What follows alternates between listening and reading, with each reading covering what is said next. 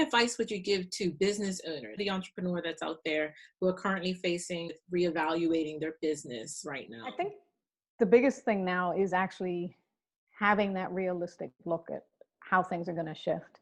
You know, we know that medical will stay important. We know that people will keep having to eat, the cargo related services and online ordering, we will have realistically, we're not going to magically go from phase 1, 2, 3, and 4.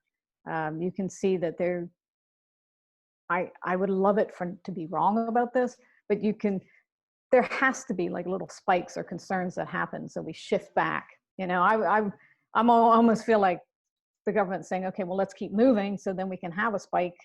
Not that they're actually saying that, but we need to be teaching people how this shift goes. So, online, the shift to online, the shift to delivering, the shift to medical, the shift to food related essential, Yes. Look around and see what's essential around you and what people have to have. Are there extra services that those who are sheltering someone who's vulnerable require?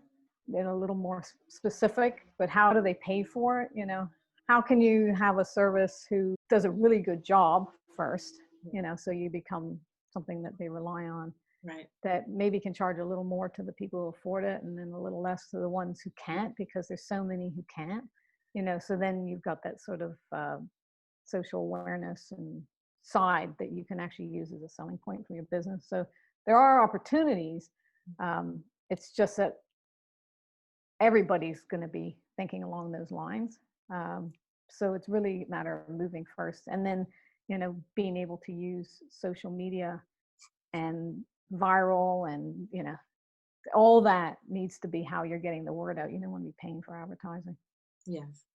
Thank you. It looks to me and others that it's going to be an employer's market. And what advice would you give to the person who's now seeking employment, perhaps after becoming unemployed due to this pandemic? That's a hard one. I do think that weighs very heavily, because I always like to give advice with this sort of thing, and then I get, oh, well, do you have a job? I was like, no, I don't. I'm sorry.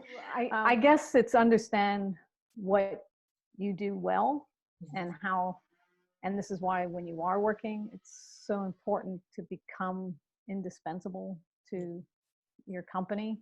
And can you do this? Sure. You obviously need to be paid for your value, but that being indispensable is so important. So it's, I guess, thinking back on the jobs that you have done and that you really did something meaningful, and for whatever reason left. You could revisit all employers.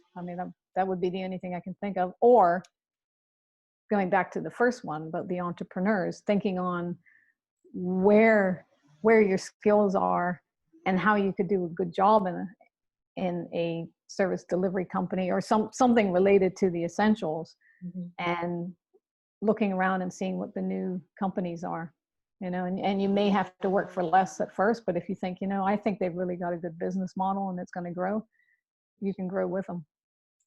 Thank you. That's a good answer. Thank you very much. Yeah.